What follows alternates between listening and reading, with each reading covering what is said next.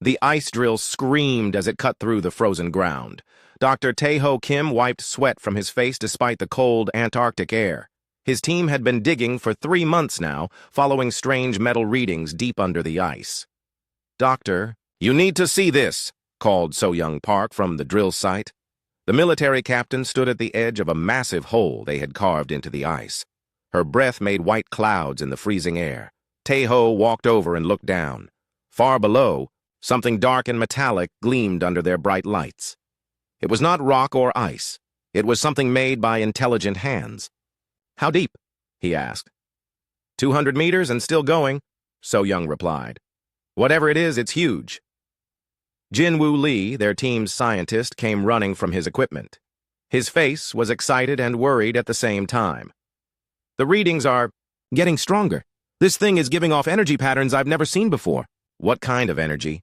Tae-ho asked. "I don't know. It's like the metal is alive somehow. The energy keeps changing, like it's responding to something." Hye-jin Choi, their communications expert, looked up from her computer. "I'm picking up faint signals too, very weak, but they're there, coming from whatever is down there." The team looked at each other. They had come to Antarctica to study old ice formations.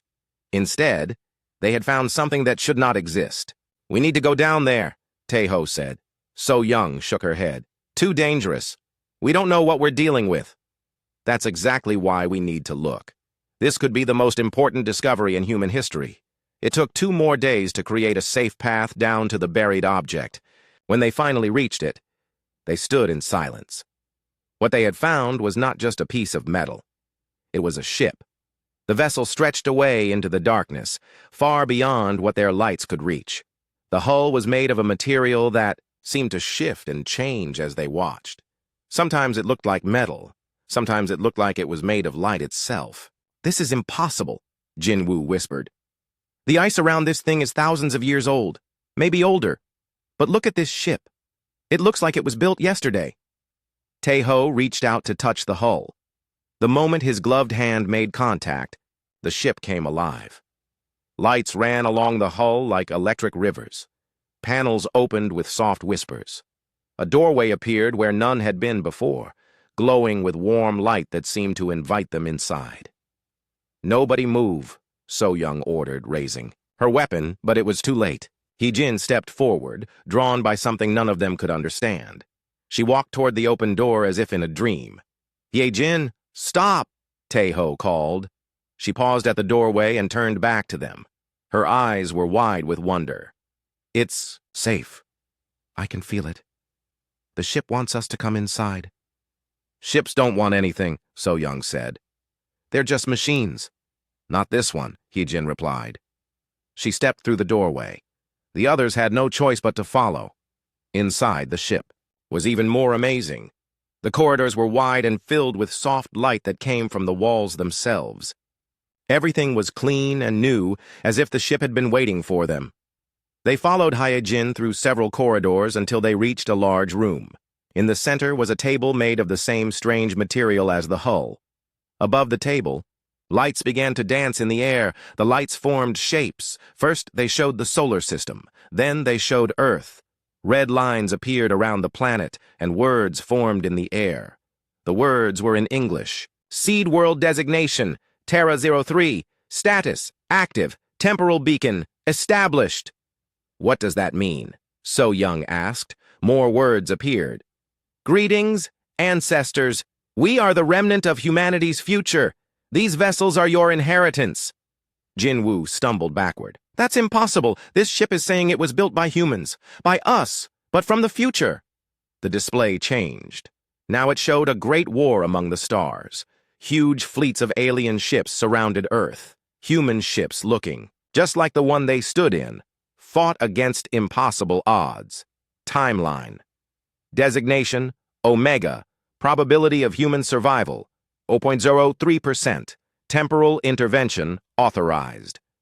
"They're saying they're from a future where humanity lost a war," Tae-ho said, slowly. "And they sent these ships back in time to change that future." The display showed more ships buried in ice around the world.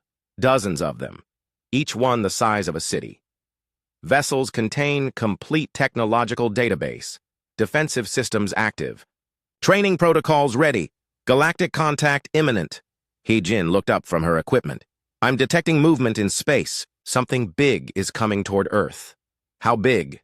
So-Young asked. 3 separate fleets. They'll be here in less than a week.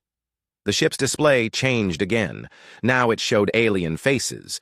Some looked like lizards. Others were tall and thin, with pale skin. The third group seemed to be made of energy rather than flesh. Villani Consortium. Koran Empire. Ethereal Collective. Probability of peaceful contact. 12%. Probability of human survival without intervention. 4%. These aliens are coming. To destroy us? Taeho asked. Negative. They come to prevent human technological advancement. They have done this before to other species. Humanity's potential frightens them. So-Young checked her radio. I need to contact command. The world needs to know about this. Agreed. Time is short. Awakening. Sequence must begin. Other vessels must be activated. The ship's walls began to glow brighter. Throughout the vessel, they could hear the sound of systems coming online. The ship was waking up after sleeping for thousands of years. Why us? Taeho asked the ship. Why did you choose our team to find you first? Selection was not random. Your minds are capable of understanding. Your hearts are pure. The future of both timelines depends on humanity making the right choices. Jin Woo looked at his readings. The energy output is increasing rapidly. This ship is becoming more powerful by the minute. Correct. Full activation will complete in 72 hours. At that time, this vessel will be ready for combat. But combat is not the goal. Then what is? Hyojin asked. Survival, growth, proving that humanity deserves its place among the stars. The aliens believe humans are too dangerous to live. You must prove them wrong. The display showed Earth again, but now it was surrounded by protective fields of energy. More ships rose from the ice, taking positions around the planet. These vessels are not just weapons. They are tools for building, healing, exploring. They represent humanity's potential for greatness, but potential means nothing without wisdom. So-Young was already talking rapidly into her radio, trying to reach her commanders. The other team members stared at the alien fleets approaching Earth on the display. What if we can't prove them wrong? Taeho asked. What if they attack anyway? Then you will have the tools to defend yourself. But remember, ancestors, the goal is not to win a war. The goal is to prevent one. The ship fell silent for a moment. Then new words appeared. Choose wisely. The future of all humanity depends on the decisions you make in the coming days. We have given you the power to change destiny. Now you must find the wisdom to use it well. Outside, the ice around the ship began to crack and melt. The great vessel was preparing to rise from its ancient sleep. Around the world, similar ships were awakening. Humanity was about to meet the galaxy, and nothing would ever be the same. Admiral Dong-Hyun Yoon stood in the command center high above Earth, watching the screens that showed 3 alien fleets approaching. Each fleet had hundreds of ships, and they would arrive in less than 2 days. Status report, he ordered. Mi Young, Kang, Earth's first ambassador to aliens, looked up from her desk. The alien fleets are sending messages. They want to talk. What are they saying? They're being very polite, too polite. They say they detected unusual energy from our system and want to help us deal with any dangerous technology we might have found. Woo Jin Nam, the engineer who had been studying the ancient ships, shook his head. They're lying. The ship's computers showed us what these aliens really want. They want to stop us before we become too advanced. Ye Jin Song, their military analyst, pointed at the screen. Look at their formation. This isn't a peaceful visit. They're positioned for attack. Admiral Yoon walked to the window. Below, he could see one of the great ships rising from the ice. It was beautiful and terrifying at the same time. The ship was so large it cast shadows over entire cities. How many ships do we have active? He asked. 12 so far, Woo Jin replied. More are waking up every hour. But, sir, each of our ships is more advanced than their entire fleets combined. That's what worries me, the admiral said. Power without wisdom is dangerous. Mi Young received a message on her computer. The alien fleets are requesting permission to enter our system. They want to send representatives to Earth. What should we tell them? The truth, that we're willing to talk, but we won't be threatened. The next day, the aliens arrived. Their ships were impressive but old-fashioned compared to humanity's newfound vessels. The three fleets took positions around Earth's system, clearly showing they had the planet surrounded. Ambassador Mi Young prepared for the most important meeting in human history.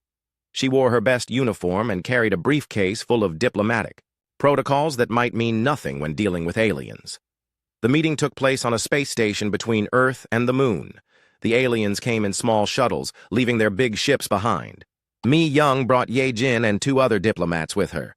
The first aliens to arrive looked like tall, thin lizards with golden scales. Their leader introduced himself as Trade Master Vex of the Villani Consortium. "Greetings, young humans," he said in perfect English. His voice was smooth and cold. "We come in peace to help you with your little problem." "What problem?" Mi Young asked. "The dangerous artifacts you have discovered. Such technology is too advanced for a species of your development level. We offer to take these items away for proper disposal." The second group of aliens looked like humans, but taller and stronger. Their skin was pale blue, and their eyes glowed red. Their leader was General Korth of the Koran Empire. "The consortium speaks of disposal," General Korth said. "The Empire offers a better solution. Give us these weapons, and we will protect your world from those who would harm you." The third group was the strangest. They looked like they were made of light and shadow mixed together. Their leader's voice came from everywhere at once. "We are Elder Nix of the Ethereal Collective. We have watched over young species for millions of years. Trust us to guide you away from the dark path these artifacts represent." Mi Young looked at each alien leader. They all spoke like they were talking to children who had found something dangerous. "Thank you for your concern," she said, carefully. "But humanity can take care of its own affairs." Trade Master Vex laughed. It sounded like breaking glass. "Child species always think they know better. You have no idea what you have found." "Then tell us," Ye Jin said. General Korth's red eyes glowed brighter. "Technology that breaks the natural order. Ships that should not exist. Weapons that violate the laws of physics. Such things upset the balance of the galaxy." Translation, Mi Young thought. "You're afraid we'll become more powerful than you." Elder Nix's shadowy form shifted. Fear is not the correct word. "We are concerned. Every species goes through this phase. They find ancient technology, become drunk with power, and then destroy themselves or others. We prevent such tragedies." "By destroying the species first?" Ye Jin asked. The aliens looked uncomfortable. Trade Master Vex spoke first. "We prefer peaceful solutions, trade agreements, technology exchanges, mutual cooperation under proper guidance." "Whose guidance?" Mi Young asked. "Those who have survived long enough to gain wisdom," General Korth replied. Mi Young realized the aliens were exactly as the ships had warned. They saw humanity as a threat to be controlled or eliminated. "We appreciate your offers," she said, "but humanity will decide its own path." The three alien leaders exchanged looks. Elder Nix spoke for all of them. "That is unfortunate. Young species rarely make wise choices when left alone." "Are you threatening us?" Ye Jin asked. "We are warning you," General Korth said. "The galaxy has rules. Species that break those rules face consequences." "What kind of consequences?" Trade Master Vex smiled, showing sharp teeth. "Economic isolation, military intervention, quarantine, whatever is necessary to maintain order." The meeting ended badly. The aliens returned to their ships, and Mi Young's team returned to Earth. "They're going to attack," Ye Jin said during the flight home. "Not immediately," Mi Young replied. "First they'll try to turn the galaxy against us, make it look like we're the threat." Back on Earth, Wu Jin had been working with the ancient ship's computers. When the diplomatic team returned, he had bad news. "I've been analyzing the aliens' ship designs," he said. "These three species have done this before, many times. They're specialists at stopping young species from advancing." "How?" Admiral Yoon asked. "The Villani offer trade deals that make species dependent on them. The Korans provide military protection that becomes military occupation. The Ethereals offer guidance that becomes mind control. And if a species refuses all three offers? They combine forces and destroy them. They've wiped out dozens of civilizations over the past million years. Admiral Yoon looked at the screens showing Earth's new ships. Do we have enough firepower to fight them? Wu Jin nodded. One of our ships could probably defeat their entire combined fleet. But the ship computers keep warning us that winning a fight isn't the same as solving the problem. What do you mean? These three species represent hundreds of others. If we destroy them, the rest of the galaxy will unite against us.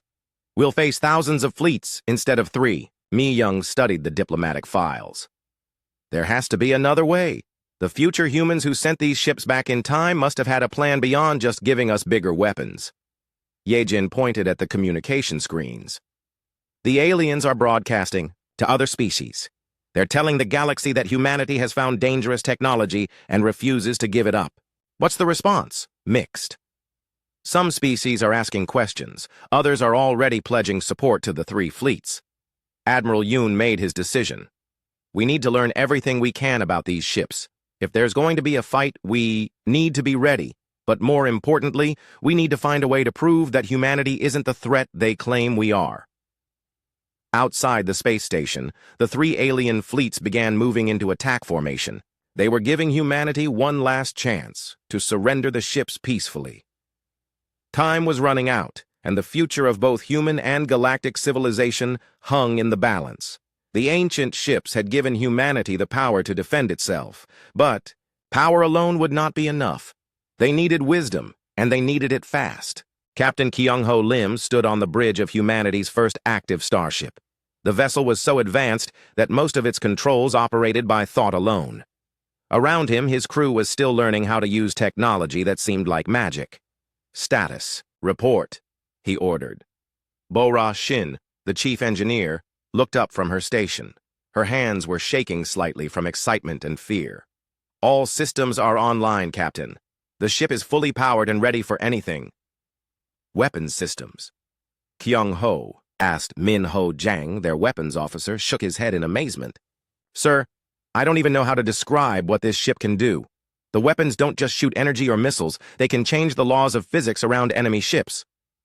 Explain. Watch this. Min-ho activated a display that showed empty space near the ship. With a thought, he created a small gravity well that bent light around it. Then he made it disappear. We can create black holes, stop time, or make matter simply cease to exist. Yoon-ji. Oh, their navigation officer was equally amazed by her systems. Captain, this ship can travel faster than light in ways the aliens don't even know are possible. We can be in one place and another place at the same time. Captain Kyung-ho walked to the main viewer. Outside, he could see the three alien fleets surrounding Earth. Their ships looked primitive compared to his vessel. They have no idea what they're facing, he said quietly. Should we be worried about that? Bo-Ra asked. Before Kyung-ho could answer, alarms began sounding. The alien fleets were moving toward Earth in attack formation. Captain, Yoon-ji reported, the aliens are demanding we surrender our ship immediately. They say if we don't, they'll begin bombing Earth's cities. Kyung-ho felt anger rise in his chest. These aliens had come to his home system and were threatening to murder billions of innocent people. No, he said firmly. We won't let them hurt Earth. Orders, sir? Min-ho asked, his hand hovering over the weapon controls. Kyung-ho paused. The ship's computer had been very clear about one thing. How humanity handled this first test would determine the future of both species. We disable their weapons and engines, he decided. No permanent damage, no killed aliens. We show them we're stronger, but we're not murderers. The ship moved toward the alien fleets with impossible speed. One moment, it was near Earth. Next, it was in the middle of the enemy formation. The alien ships opened fire immediately. Energy beams and missiles filled space around Kyung-ho's vessel.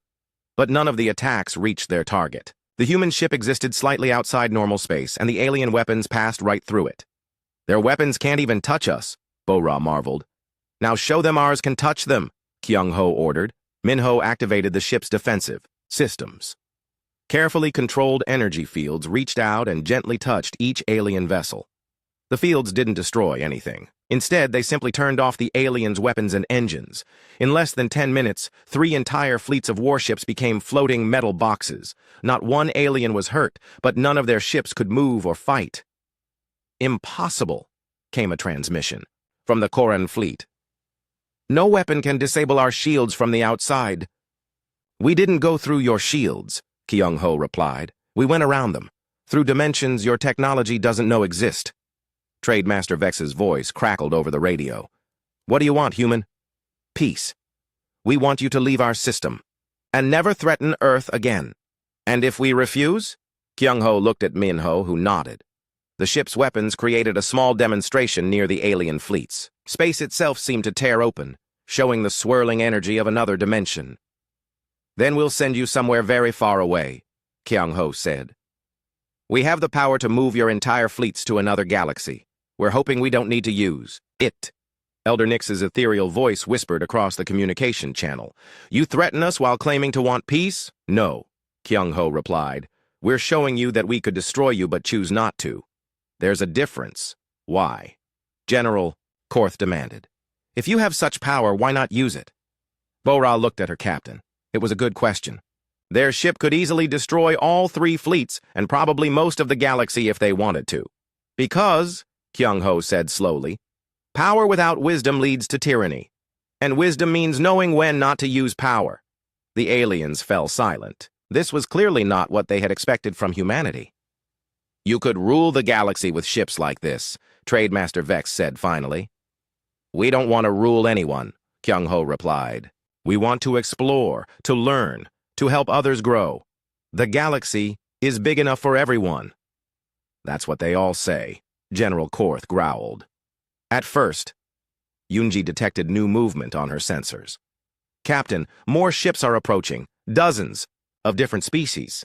The alien reinforcements arrived over the next few hours. Ship after ship dropped out of faster-than-light travel, surrounding Earth's system with hundreds of vessels. "Well," Min-ho said, "this complicates things." Admiral Yoon's voice came over the radio from Earth. "Captain Lim, we're detecting massive enemy reinforcements. What's your status?" "Unchanged, sir. Our ship can handle any number of enemies, but that's not the point anymore." "What do you mean?" Kyung-ho studied the gathering alien fleets. Representatives from across the galaxy had come to see humanity's new power for themselves. "Sir, if we fight all these species, we prove their point. We become the dangerous threat they say we are. But if we don't fight, they might destroy Earth anyway." Bo-Ra had been monitoring the alien communications. "Captain, they're arguing among themselves. Some want to attack immediately. Others want to negotiate. A few are actually curious about our technology." "Which species are curious?" "Smaller ones. Species that have been oppressed by the big 3 powers. They're wondering if humanity might be their chance for freedom." Kyung-ho realized they had reached a turning point. Whatever happened next would shape the future of the entire galaxy. "Open a channel to all alien fleets," he ordered. "Channel open, sir." Kyung-ho took a deep breath. "This is Captain Kyung-ho, Lim of the human vessel Sovereign. I want to speak to all of you, not just your leaders." Angry voices filled the channel as various alien commanders objected to a human addressing their crews directly. "I know you think humans are dangerous," Kyung-ho continued. "You think we'll use this technology to conquer and destroy. I understand why you believe that. Most species with this much power would do exactly that." "Then prove you're different," called an unknown alien voice. "How?" Kyung-ho asked. "Show us that humans can be trusted with power." Kyung-ho looked at his crew. Bo-Ra nodded encouragingly. Min-ho had his finger ready on the weapon controls, just in case. Yunji was tracking every alien ship, ready to escape if necessary. "Computer," Kyung-ho said to the ship's artificial intelligence, "show them our historical records. Show them how humans have treated power throughout our history." "Are you sure, Captain?" the computer asked. "Human history contains much violence and cruelty. Show them everything, the good and the bad. Let them decide for themselves what kind of species we are." The ship began broadcasting humanity's complete history to every alien vessel in the system. Wars, slavery, genocide, but also art, music, literature, and countless acts of kindness and sacrifice.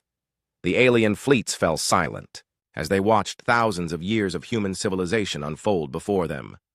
Finally, Elder Nix spoke. "You show us your failures as well as your triumphs. Why?" "Because that's what wisdom is," Kyung-ho replied. "Learning from mistakes, growing beyond our worst impulses, becoming better than we were." "And you believe humans have become better?" Kyung-ho looked out at the alien fleets. With one word, he could order their destruction. With his ship's power, he could make himself emperor of the galaxy. Instead, he said, "We're trying to become better. Every day. That's all anyone can do." The emergency session of the Galactic Council was unlike anything in its million-year history. Representatives from 500 species crowded into the Great Chamber, their voices mixing into a storm of fear and anger. Ambassador Daewon Go sat in the Young Species section, surrounded by empty chairs. Humanity was the newest member of galactic civilization, and most other species treated them like unwelcome children. "The human threat must be addressed," shouted the Koran representative, his red eyes blazing with fury. "They possess technology that violates natural law." Sujin Han, sitting beside Daewon, whispered into her communication device. As humanity's intelligence officer, she had been listening to alien conversations for weeks. What she heard was terrifying. "They're all scared," she told Daewon quietly. "Every single species in this chamber is afraid that humans will do to them what they've done to others." On Earth, Junho Baek was coordinating humanity's response from the military command center. His screens showed alien fleets gathering throughout the galaxy. Not just 3 fleets now, but hundreds. "Status report," he ordered. Na-young Im, their diplomatic strategist, looked up from her computer. "It's bad, sir. 73 species have pledged military support to the anti-human alliance. More are joining every hour." "What about our supporters?" 16 species have said they want to remain neutral. 3 have quietly expressed interest in human friendship. None have publicly supported us. Junho studied the galactic map. Red dots showed hostile fleets. Yellow dots showed neutral ones. There were almost no green dots representing friends. "We're facing the entire galaxy," he said grimly. Back at the Galactic Council, the debate was getting heated. The ethereal representative stood up, its body shimmering with angry energy. "The humans have shown their true nature," it declared. "They disabled 3 fleets without warning. This is the behavior of aggressors, not peacemakers." Daewon stood up to respond. "With respect, honored elder, those fleets came to our system threatening to bomb our cities. We defended ourselves without killing anyone. How does that make us aggressors?" "You possess weapons that can destroy entire star systems," the Villani representative hissed. "No single species should have such power." "Yet the Koran Empire has planet-killing weapons," Daewon replied calmly. "The ethereal collective can control minds across entire sectors. The Villani Consortium owns the economic systems that dozens of species depend on for survival. Why is human power different?" The chamber fell silent. Daewon had pointed out something everyone knew but never talked about. The established powers already controlled the galaxy through their own forms of dominance. Sujin leaned forward in her chair. She had been analyzing galactic history for months, and she finally understood the real situation. "They're not afraid of human power," she whispered to Daewon. "They're afraid of human independence. Every other species in this chamber depends on one of the big 3 powers for something. Humans don't need any of them." The truth was simple, but shocking. For millions of years, galactic civilization had been built on controlled dependence. The Korans provided military protection. The Villani controlled trade and resources. The Ethereals offered technology and guidance. Every species needed at least one of the big 3 to survive. Humans had broken that system by finding technology that made them independent of everyone. The Villani representative spoke again. "The human ships contain technology from the future. This violates the temporal protection laws established by the ethereal collective." "What temporal protection laws?" Daewon asked. "Laws that prevent dangerous timeline changes. Laws that protect galactic stability." Daewon realized this was another lie. "You mean laws that prevent species from changing their situation. Laws that keep everyone dependent on the established powers." The Koran representative stood up angrily. The human ambassador accuses us of conspiracy. No, Daewon replied. I'm pointing out facts. Every law, every rule, every tradition in this galaxy seems designed to prevent change, to keep powerful species powerful and weak species weak. Elder Nyx floated forward, its ethereal form rippling with displeasure. Young human, you do not understand the wisdom of stability. Change brings chaos. Chaos brings suffering. For whom? Daewon asked. Change might bring suffering to those who profit from the current system. But what about those who suffer under it? Sujin activated her communication device. The recordings she played filled the chamber with voices from across the galaxy. Voices of species that had been strip-mined for resources.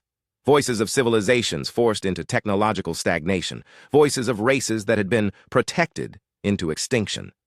These are your victims, Daewon said as the recordings played. This is the price of your stability. The chamber erupted in angry voices. Representatives began shouting at each other in dozens of languages. Some defended the current system. Others demanded answers about the recordings. On Earth, Junho was receiving reports from human intelligence teams throughout the galaxy. Sir, Na Young reported, something interesting is happening. Several species are breaking away from the anti-human alliance. Which ones? Mostly smaller civilizations, species that have been oppressed by the major powers. They're starting to ask questions about why they should fight humanity. What kind of questions? Why should they risk their lives to preserve a system that keeps them weak? What if humanity really is different? What if this is their chance for freedom? Junho allowed himself a small smile. The alliance is fracturing? Slowly. But yes. The problem is, the major powers are responding by increasing pressure on their dependents. Some species are being threatened with economic collapse or military invasion if they don't join the anti-human coalition. So they're being forced to fight us. Yes, sir. Many of them don't want to, but they don't see any choice. Back at the Galactic Council, Daewon was making one final speech. Honored representatives, he said, humanity doesn't want to rule the galaxy. We want to explore it, learn from it, and help it grow, but we won't be slaves to anyone. Pretty words, the Koran representative snarled. But words are meaningless. Power is what matters, and you have too much of it. Then what do you propose? Daewon asked. Surrender your ships. Accept guidance from the established powers. Take your place in the proper order of things. And if we refuse? The three major power representatives exchanged looks. Elder Nyx spoke. For all of them. Then you will face the consequences of your choice. Sujin stood up beside Daewon. Is that a threat? It is reality, the ethereal replied. Species that disrupt galactic order must be corrected. If correction is impossible, they must be removed. The chamber fell silent. Everyone understood what removed meant. Daewon looked around at the hundreds of alien faces staring at him. Some showed fear. Some showed anger. A few showed sympathy. Then I guess we understand each other, he said quietly. You're afraid that if other species see humans living free, they'll want freedom too. You're afraid your entire system of control will collapse. We prefer stability to chaos, Elder Nyx replied. And we prefer freedom to slavery. Daewon and Sujin left the chamber. Behind them, the representatives began planning for war. On Earth, the final preparations were being made. More ships were rising from their ancient resting places. Human crews were learning to use technology beyond their wildest dreams, but technology alone would not be enough.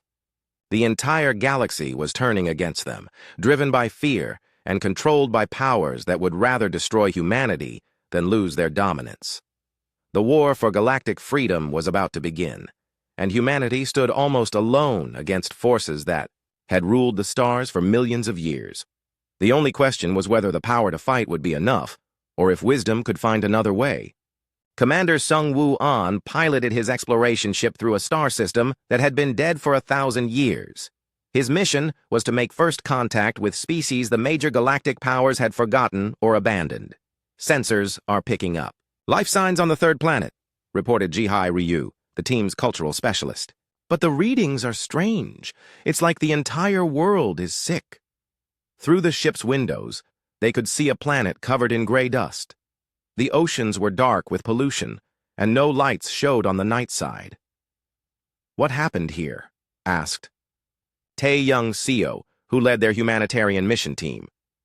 "According to galactic records," Ji-hai said, checking her computer, "this is Kelvara, home to the Kelvari people. They were strip-mined by the Volani Consortium 50 years ago." Hyo-jin-won, their science officer, scanned the planet more carefully. "I'm detecting about 2 million life forms still alive down there, but they're all showing signs of radiation poisoning and genetic damage." Seung-woo made his decision. "We're going down. If there are people suffering, we help them." "Sir," Tae-young warned, "we don't know if the Kelvari are hostile. Their world was destroyed by aliens. They might not trust us. Then we'll have to prove we're different." The ship landed near what had once been a great city. Now it was ruins, covered in toxic dust. The air was barely breathable, and the ground glowed with dangerous radiation. A small group of Kelvari approached the ship. They looked like tall, thin humans, but their skin was gray and their eyes were large and sad. They moved slowly, clearly weakened by years of living in a poisoned world. The leader of the group spoke in broken galactic standard. "More aliens. Come to take what little we have left." Seung-woo stepped forward, his hands empty and visible. "No, we're humans. We came to see if we could help." The Kelvari leader laughed bitterly. "Help? Like the Volani helped? They promised prosperity? They promised a better life. Instead, they took our resources and left us to die slowly." Ji-hai stepped beside Seung-woo. She had studied the Kelvari culture and spoke their language. "We know what was done to you. We're here to try to fix it, if you'll let us." "Fix?" The Kelvari pointed at their dead world. "How do you fix a poisoned planet? How do you heal genetic damage that will last for generations?" Hyojin activated his medical scanner. "Actually, we might be able to help with both of those problems. The human ship's advanced systems could do things the Kelvari had never imagined. It could clean radiation from soil and water. It could repair genetic damage at the cellular level. It could even restore dead ecosystems." "Why would you do this?" the Kelvari leader asked suspiciously. "What do you want in return?" "Nothing," Seung-woo replied. "We're not here to make deals or sign treaties.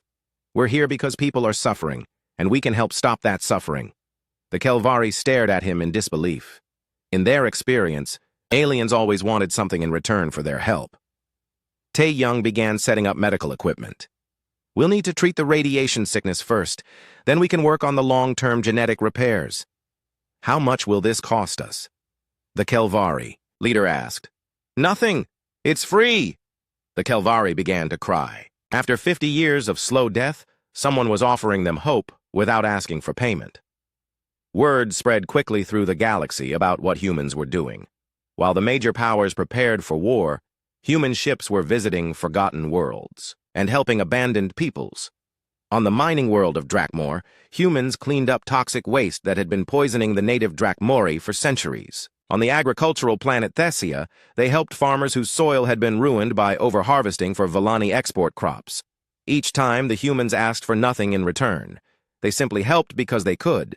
This behavior confused and alarmed the galactic powers even more than human weapons did. "It's manipulation," Trade Master Vex told the Emergency Council of Major Powers. "They're building allies by pretending to be generous." "No," General Korth disagreed. "I've studied their military tactics. This isn't strategy. They really believe in helping others." Elder Nix's ethereal form rippled with concern. "That makes them even more dangerous. A species that helps others freely threatens the entire foundation of galactic order." The three powers had built their civilization on controlled exchange. Help was given only in return for loyalty, resources, or strategic advantage. The idea of helping others simply because it was right was revolutionary and dangerous.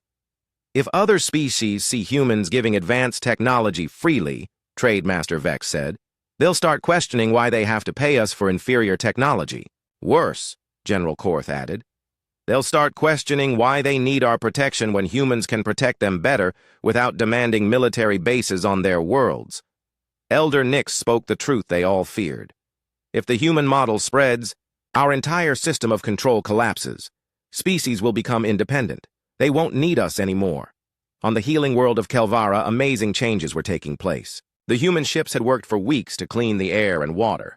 The gray dust was gone, replaced by green plants growing in soil that was rich and healthy again.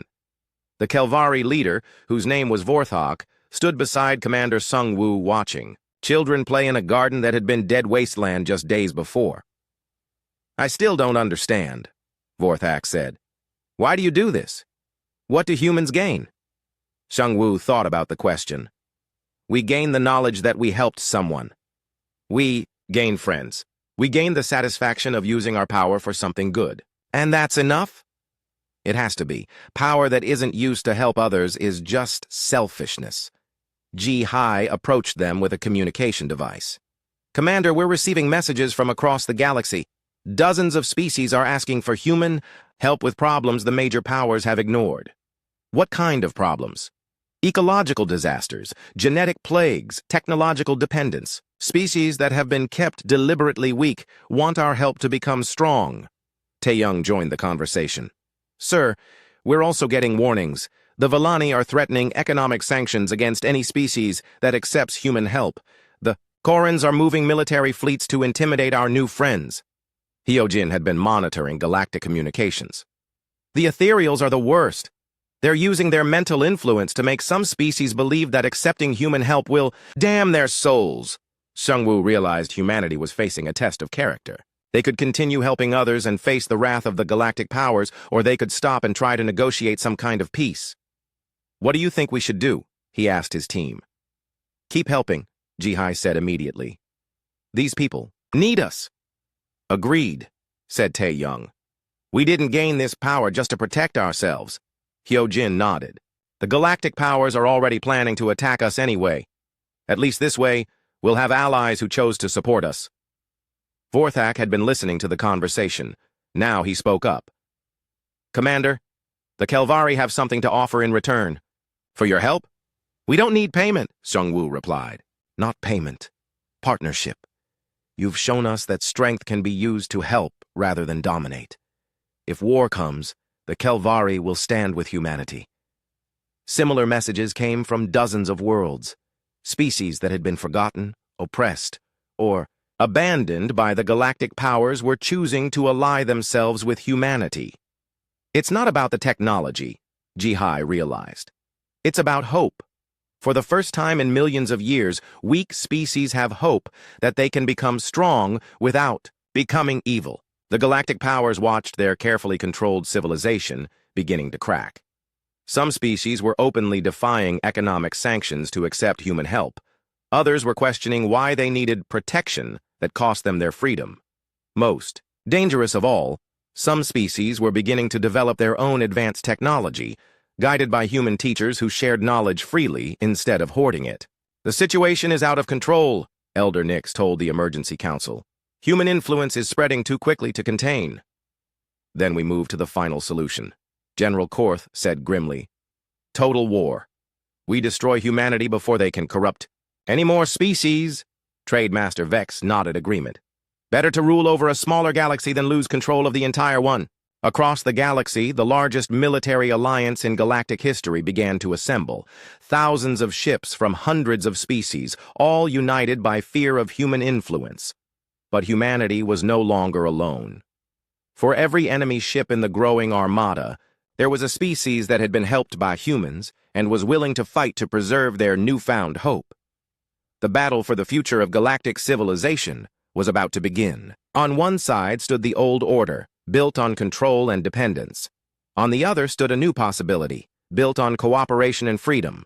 The outcome would determine not just humanity's fate, but the fate of every species in the galaxy. Supreme Fleet Admiral In-Su Cho stood on the bridge of humanity's flagship, watching the largest armada in galactic history approach Earth. Thousands of alien ships filled space, representing hundreds of species united by fear of human power. "Final count, Admiral," reported Strategic Operations Commander Hyunwoo Park.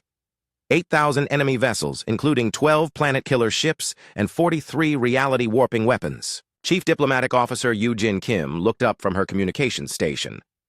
"They're broadcasting surrender terms. We have 1 hour to give up all our ships and accept exile to the Andromeda Galaxy." "And if we refuse?" Admiral In-su asked. "Complete destruction of Earth and all human colonies.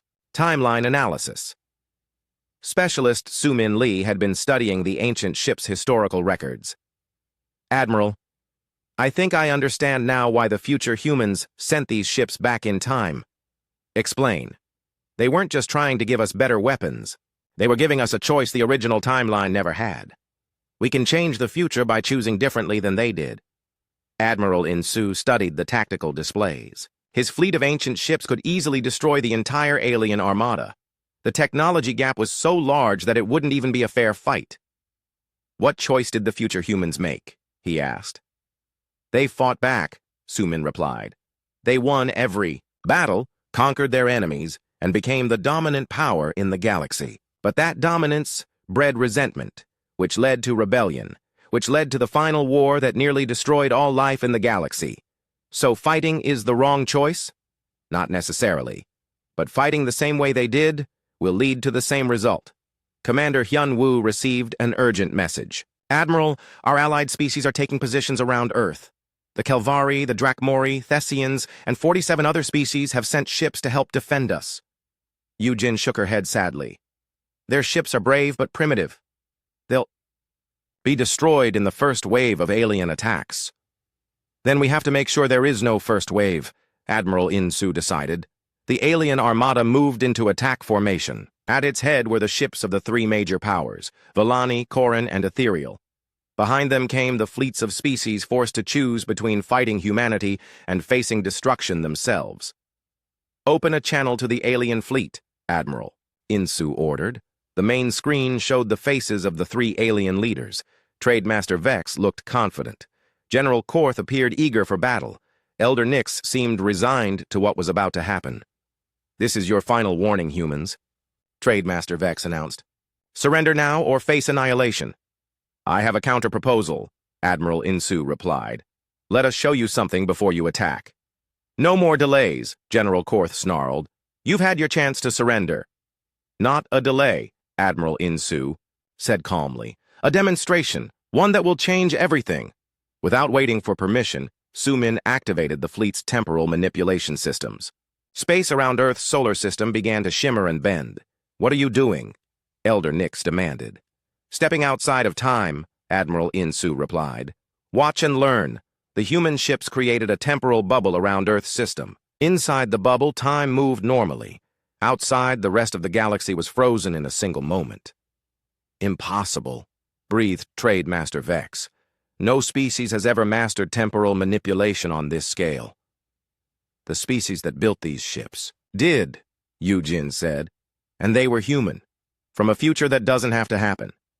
Inside the temporal bubble, the humans began broadcasting the complete historical records from the ancient ships. Not just human history, but galactic history spanning millions of years. The records showed cycle after cycle of galactic civilization. Species would rise to power, dominate others, become corrupt, and eventually fall. The cycle had repeated hundreds of times, with different species playing the role of oppressor and oppressed. "Do you see?" Admiral In-Su asked as the records played.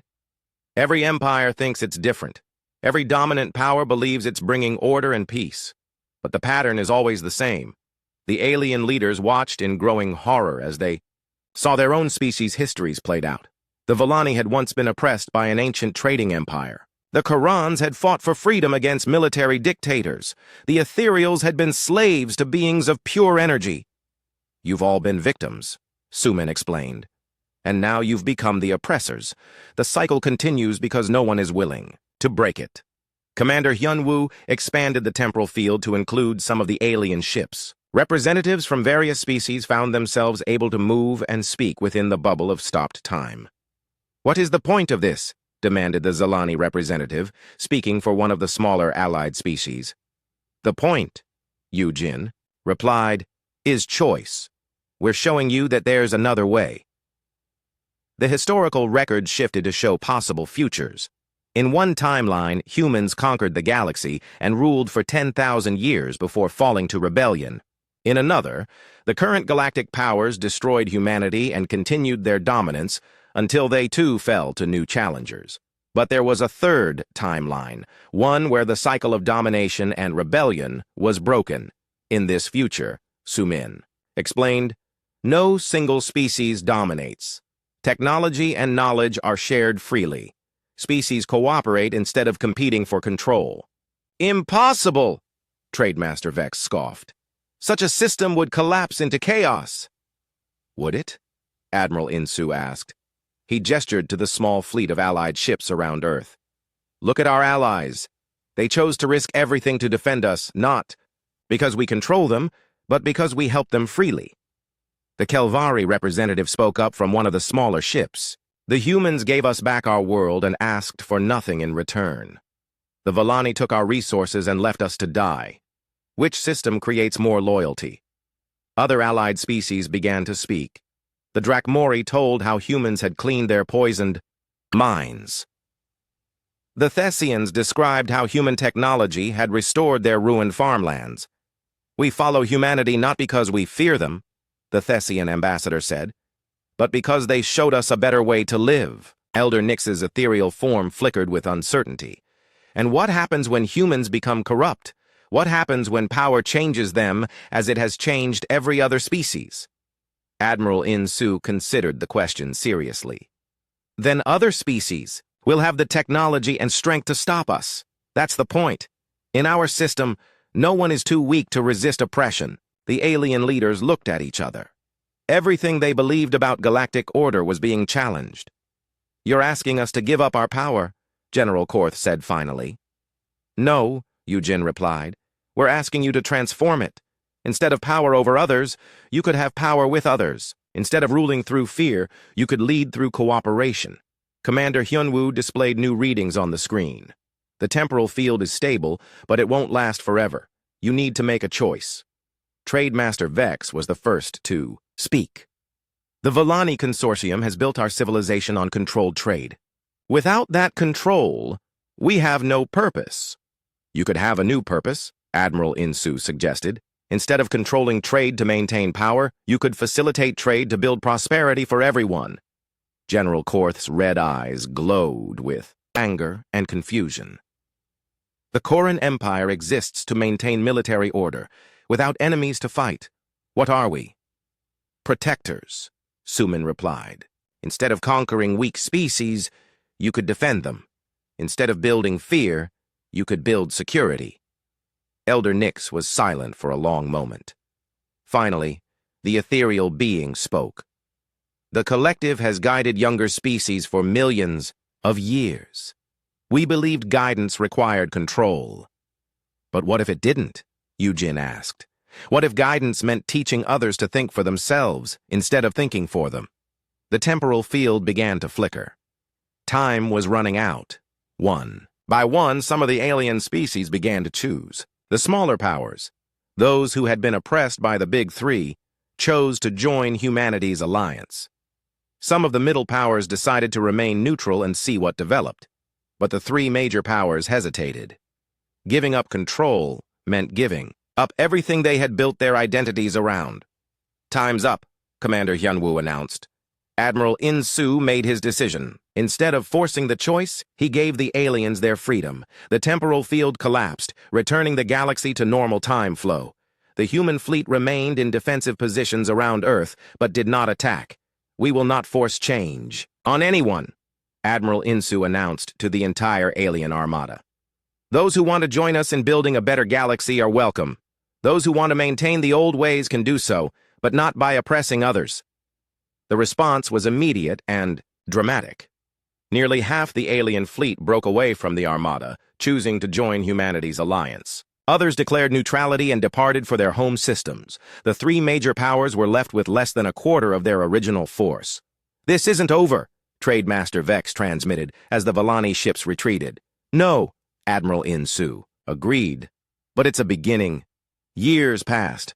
The galaxy slowly transformed as more species chose cooperation over domination. The three major powers maintained control over their core territories, but their influence shrank as other species developed their own advanced technology with human help.